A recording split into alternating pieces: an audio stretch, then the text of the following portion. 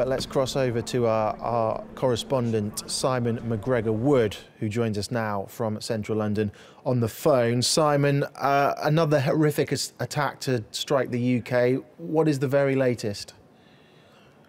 That's right, Paul. Another attack using a vehicle, this time the variant being that there were 3 assailants involved, and once they had run people over at high speed on London Bridge itself, they then left the vehicle armed, as you've said before, with long knives, perhaps as many as 15 centimetres in length, and then continued their attack, this time by randomly stabbing as many people as they could before the police shot them dead. The police say now all 3 were dead, are dead. They responded within 8 minutes of the initial call. Those people, the perpetrators, were shot dead, but many people have been left in their wake. 6 victims have been confirmed dead by the police, and up to 30 people with varying degrees of serious injuries have been taken to 5 hospitals across London.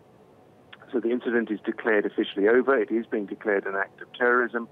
We do not yet know anything about the identity of the attackers. Paul, there was some mention at the time, some photographic evidence to suggest that the men were wearing some sort of canisters around their torsos. There's photographic evidence, at least of one of those men lying down, showing those canisters. Those were detonated in controlled explosions, but they were not viable explosive devices. So yes, terrorism has returned to the streets of the UK. You'll remember back in the end of March, on the 22nd, a lone terrorist carried out a very similar vehicle-borne attack on Westminster Bridge, ending up in the grounds of the Houses of Parliament, stabbing a policeman to death. This is very much a similar kind of attack that took place on Saturday night. The area filled with people out enjoying themselves. So a devastating attack. The Prime Minister, Theresa May, is now on her way into London to convene what we call a COBRA meeting. It's a committee, if you like, of senior government ministers and security advisors.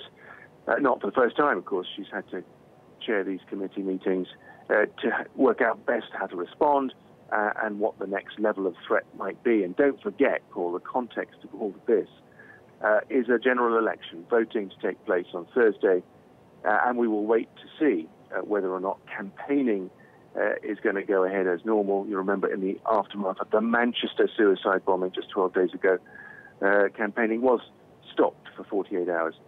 So we're back to that kind of situation. No doubt we'll hear more from Theresa May later in the day, but that's the latest we have. So Simon, let's just clarify then, this situation has been declared, it is declared over now, because obviously during attacks like this, when incidents like this occur, information is coming through thick and fast, and it wasn't so long ago that there were reports on other media outlets saying that police were still searching for one of the assailants, but you can confirm now that this is now over.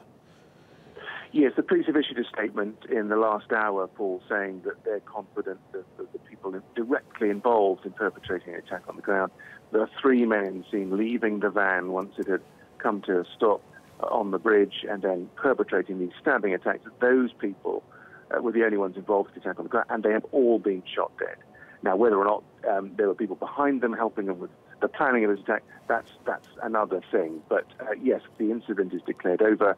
Obviously, large areas around it are still sealed off to the public as the forensic investigation gets underway in earnest, as daylight arrives. I'm sure that will be the case for several hours yet. But yes, the police seem to be confident that there are no other assailants in the area, and that aspect of the attack is over. You mentioned a few moments ago, Simon, similarities between this attack and the one on Westminster Bridge back in March. Following the attack in Manchester as well 2 weeks ago, the terror threat level was increased. 3 attacks in a couple of months for the UK, it's pretty unprecedented.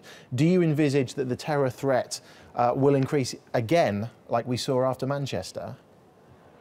It's very difficult to know. I think in the aftermath of Manchester, it became clear quite soon that the suicide bomber had a network and had a team, and as that has subsequently been proven by the large number of arrests in the days after the attack. And I think the concern there was that there may have been given what police found in the various apartments associated with the perpetrator of that attack, there may have been viable devices, there may have been other people in that cell, if you like, waiting to carry out additional attacks. And I think that was the real reason that the threat level went from severe, which it's been for a couple of years at least, to critical.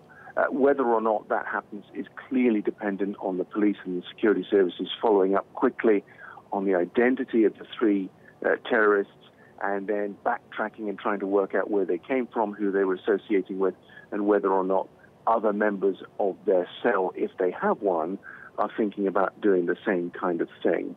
And I think we won't know about that for a while yet. Let's talk about the political reaction, if that's okay. You mentioned the fact that on Thursday, Britain goes to the polls, the general election. Campaigning was stopped after Manchester. Do you envisage that happening again, or are we just simply too near election day now for that to happen? It's a difficult one, particularly given the sort of febrile nature of the campaigning, the way that the polls have narrowed. Dare I say it, Paul, the way that security in the aftermath of Manchester became a bit of an issue, with some people questioning the candidates' credentials, if you like, on security. It's a very, very delicate one. You're right. It was easier, I think, to call a pause to the campaigning 2 weeks out from the election taking place. But now we are really in the critical run-in with just sort of 3 active days of campaigning. I can't see any proper campaigning happening today, that's for sure. Whether or not they'll cancel active campaigning tomorrow, I don't know. It's a very difficult one. I suspect that political leaders, Theresa May, Jeremy Corbyn, leaders of the other parties, may well communicate in some way to see what the best decision will be. But it's clear people are dead, people are grieving, there is a very active police and security services investigation underway. Do we want to see politicians popping up and down, trying to score points off each other? It's a difficult one for them to call. Okay, Simon, thank you very much. Simon McGregor-Wood there, TRT World's Europe correspondent.